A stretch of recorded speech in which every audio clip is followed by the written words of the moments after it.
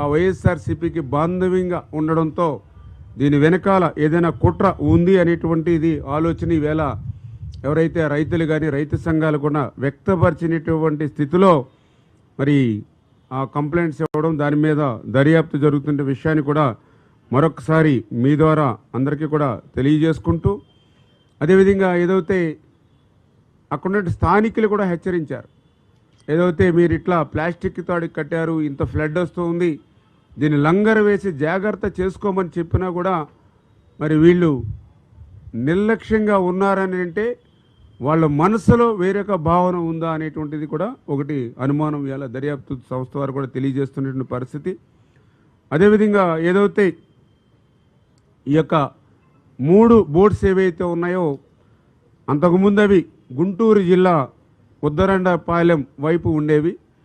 ఏదైతే ఈ యొక్క వరదకు ముందే అంటే కొన్ని రోజుల ముందు మాత్రమే ఏదైతే ఎన్టీఆర్ జిల్లా గొల్లపూడి వైపు తీసుకొచ్చి ఇక్కడ ప్లాస్టిక్ వైర్ కట్టారు.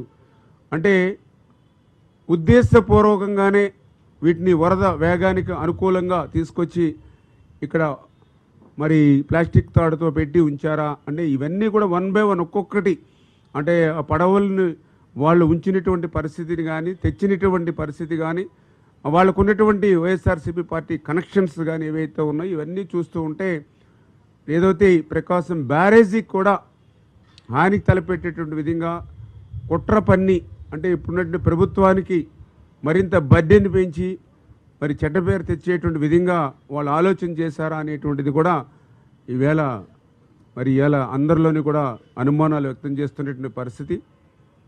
ఎందుకంటే ఆ చరిత్ర కూడా వైఎస్ఆర్సీపీ పార్టీకి ఎప్పుడు ఉంది. కుర్చీ కోసం అధికారం కోసం ఎంతకైనా తెగించేటువంటి మనస్తత్వం జగన్మోహన్ రెడ్డి దగ్గర నుండి క్రింది స్థాయి వరకు కూడా ఉన్నటువంటి పరిస్థితి. ఎందుకంటే గతంలో కూడా చూసాం, ఏదైతే అమరావతి మీద ఆక్రోశంతో టోటల్నే తగలబెట్టినటువంటి చరిత్ర వాళ్ళది. రైతు కష్టపడి 6 కాలం పంట పండిస్తే అటువంటి పంటలు కూడా తగలబెట్టినటువంటి చరిత్ర వైఎస్ఆర్సీపీది. అధికారం కోసం సొంత బాబాయిలు కూడా గొడ్డలి పోటీకేసేటువంటి చరిత్ర ఉన్నటువంటి వాళ్ళు ఇటువంటి 100 సంవత్సరాలు రైతులకి సేవ చేసేటువంటి ప్రకాశం బ్యారేజీకి కూడా హాని తలపెట్టారనేటువంటి నమ్మకం అయితే ఈవేళ మాకు కాదు, ఈవేళ రైతు సంఘాల్లో కూడా వచ్చింది అని అంటే మరి ఈవేళ అందుకే ఈవేళ ప్రభుత్వం కూడా దీని మీద సీరియస్గా దృష్టి పెట్టింది. ఖచ్చితంగా దీని మీద ముమ్మరంగా దర్యాప్తు చేసి ఎవరైతే నిందితులు ఉన్నారో వాళ్ళందరి యొక్క మరి తప్పు చేస్తే కఠినంగా శిక్షించడమే కాకుండా భవిష్యత్తులో కూడా ఇటువంటి పునరావృతం కాకుండా ఏ రకమైనటువంటి చర్యలు తీసుకోవాలి ఇవన్నీ కూడా ఆలోచన చేస్తూ ఉన్నాం. ఏదైతే ఇప్పుడు కన్నమనాయుడు గారు ఆయన కూడా తీసుకొచ్చి, ఎందుకంటే ఏదైతే ఆ కౌంటర్ వెయిట్స్ ఏవైతే డ్యామేజ్ అయ్యాయో మరి అది దగ్గర ఒక్కొక్క కౌంటర్ వెయిట్ కూడా 17 టన్నులు కౌంటర్ వెయిట్ అది.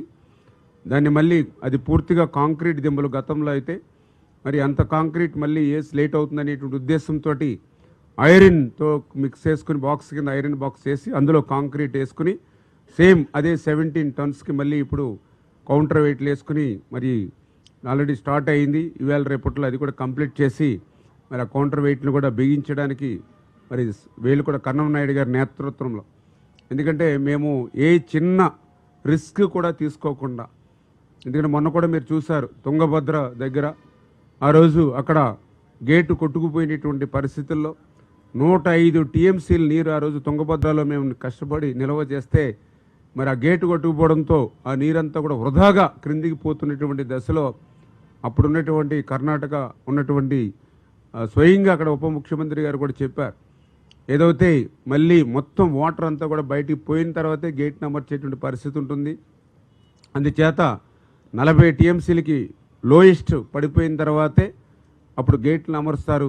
అంచేత రబీ సంగతి అటు ఉంచి ఖరీఫ్ కూడా కష్టం అని ఆ రోజు వాళ్ళు చెప్పినటువంటి స్థితిలో చంద్రబాబు నాయుడు గారు చొరవ తీసుకుని మా అందరితో రాత్రికి రాత్రి కాన్ఫరెన్స్ తీసుకుని ఎవరైతే ఈ గేట్ల తయారీలో కానీ వీటిని అమరికలో కానీ నిపుణుడైన కన్నమనాయుడు గారి సేవలు తీసుకోండి అని చెప్తే అప్పటికప్పుడు ఆయన కాంట్రాక్ట్ చేస్తే హైదరాబాద్లో ఆయన కంటి ఆపరేషన్ చేయించుకుని ఉంటే ఇక్కడ పరిస్థితిని ఆయనకి చెప్పి స్పెషల్గా మళ్ళీ విమానంలో మళ్ళీ ఆయన అక్కడికి పంపించి అక్కడ చూశారు మీరు, ఏదైతే దేశ చరిత్రలో ఎప్పుడూ చూడని విధంగా ఫ్లో వెళుతుండగానే ఆ రోజు గేట్ని అమర్చి దగ్గర దగ్గర 70 టీఎంసీల నీరుని ఆ రోజు ఆయన కాపాడాడు. ఆయనే చెప్పాడు స్వయంగా, గేటు కొట్టుకుపోయినప్పుడు ఆ నీరు వృధాగా పోతుంటే రైతుల కళ్ళల్లో నీళ్లు చూశాను. మళ్ళీ నేను ఆ గేట్ని అమర్చిన తర్వాత వాళ్ళ కళ్ళల్లో ఆనందం చూశాను. అంటే చంద్రబాబు నాయుడు గారు అట్లా ఏదైతే ఈరోజు కూడా ఆ ప్రకాశం బ్యారేజ్కి సంబంధించి కౌంటర్ వెయిట్ డ్యామేజ్ అవుతాయి. మరి ఏదైతే మన ఇరిగేషన్ డిపార్ట్మెంట్ మనకు కూడా అధికారులు ఉన్నప్పటికీ కూడా ఆయన ఎక్స్పీరియన్స్ ఉంది కాబట్టి ఆయన సూచనలు సలహాతోటి చేయమని ఇచ్చిన ఆదేశాల ప్రకారం ఆయన కూడా గత 5 రోజుల నుంచి కూడా దీన్ని పర్యవేక్షిస్తూ, ఎందుకంటే ఎక్కడ కూడా చిన్న మిస్టేక్ కూడా ఉండకూడదు, దాని మెజర్మెంట్స్ కానీ ఇవి కానీ ఎక్కడ కూడా చిన్న లోపం కూడా ఉండకూడదు. లక్షలాది మందికి త్రాగునీరు, లక్షలాది ఎకరాలకు ఆయకట్టించేటువంటి బ్యారేజ్ ఇది. అంటే అంత జాగ్రత్తగా ఈరోజు ఈ ప్రభుత్వం హ్యాండిల్ చేస్తూ దాన్ని 1-2 రోజుల్లో కంప్లీట్ చేస్తామనే విషయాన్ని కూడా ఈ సందర్భంగా తెలియజేసుకుంటున్నామని చెప్పి తెలియజేస్తున్నాం. Thank you.